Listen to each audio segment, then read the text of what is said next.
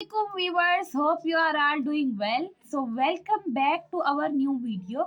So today we discuss about T.S. Eliot, his writing styles, his work as well as his introduction. अच्छा, जैसा कि आपको पता है कि मैंने पिछला जो था play the importance of being ornate discuss किया था, तो मैंने उसके राइटर को भी डिस्कस किया था। तो अब हमने जो डिस्कस किया था वो कौन सा था, द मदर इन कैथेड्रल। तो अब हम उसके भी राइटर को थोड़ा सा गो थ्रू करेंगे, जो कि T.S. इलियट हैं। अब ये ट्रेडिशन एंड इंडिविजुअल टैलेंट है, ये जो मेरा दूसरा सब्जेक्ट है, उसके अकॉर्डिंग मैंने हेडिंग दी हुई है। हम इसको छोड़ते हुए T.S. इलियट का पूरा इंट्रोडक्शन करेंगे। तो स्टार्ट करते हैं। T.S. इलियट का पूरा नाम क्या था? Thomas Stearns Eliot. इनकी ये लिखी हुई है डेट ऑफ बर्थ 26 सितंबर 1888 से 4 जनवरी 1965। ये बिलोंग करते थे वेल्दी और कल्चर्ड फैमिली से। उन्होंने स्टडी किया है हार्वर्ड यूनिवर्सिटी से। वो ज़्यादा इन्फ्लुएंस थे फ्रेंच सिम्बोलिस्ट से। अच्छा, एक और इनके बारे में फैक्ट बताऊं मैं आपको। वैसे ये 16 सेंचुरी और 17 सेंचुरी की जो पोइट्री को ना बहुत पसंद करते थे। हालांकि वो थे 19 सेंचुरी के, लेकिन वो इन्फ्लुएंस्ड थे उस टाइम की पोइट्री से। फ्रेंड थे वो इजरा पाउंड के। No doubt he was a great literary figure in our history of English. हम थे थॉमस पैकेट को फादर ऑफ लिटरेरी मॉडर्निज्म भी कह सकते हैं, कि उनके इतने वर्क्स हैं।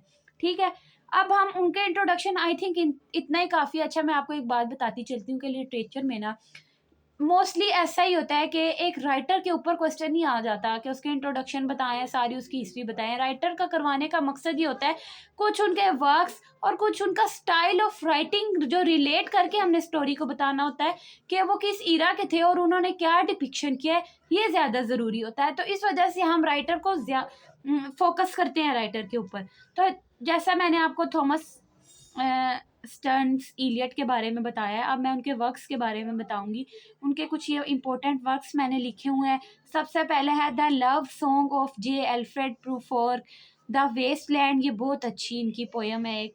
उसके बाद वर्स ड्रामा है मर्डर इन कैथेड्रल, जो हम कर भी रहे हैं, जिसके लिए ही हमने T.S. इलियट को डिस्कस किया है। ठीक है, वर्स ड्रामा ऐसा होता है कि जो वर्स की फॉर्म में लिखा जाता है, यानी पोइट्री की तरह लिखा जाता है। दी होलो man, ash Wednesday, pros, 4 quarters, murder in cathedral.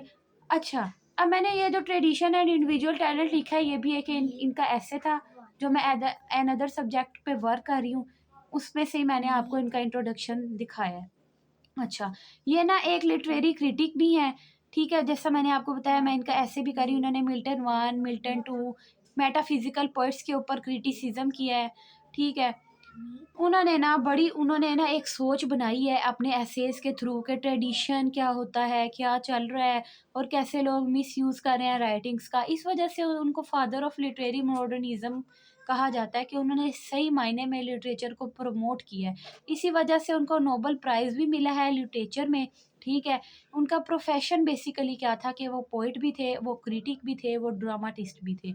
यानी उनकी इतनी राइटिंग्स है ना, उनसे इंटेलेक्चुअल डेप्थ, रिलीजियस रिफ्लेक्शन होती है।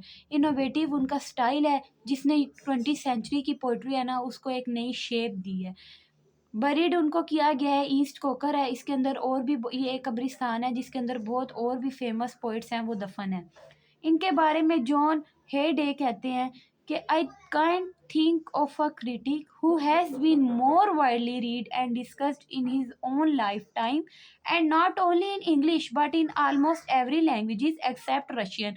वो कहते हैं कि मैंने कोई ऐसा क्रिटिक नहीं देखा, कि ज़्यादातर होते हैं ना, उनकी बाद में हम राइटिंग्स पढ़ते हैं तो उनकी तारीफ़ करते हैं, उनकी शोहरत तब होती है। लेकिन ये ऐसे राइटर थे कि इनकी ज़िंदगी में इनकी इतनी डिस्कशंस होती थी, इनको लोगों ने सराहना शुरू किया था, और एक ही लैंग्वेज में नहीं बल्कि मल्टीपल लैंग्वेजेस में। तो हम इसको यहीं पे ख़त्म करते हैं। I think T.S. इलियट का इतना इंट्रोडक्शन हमारे लिए काफ़ी है।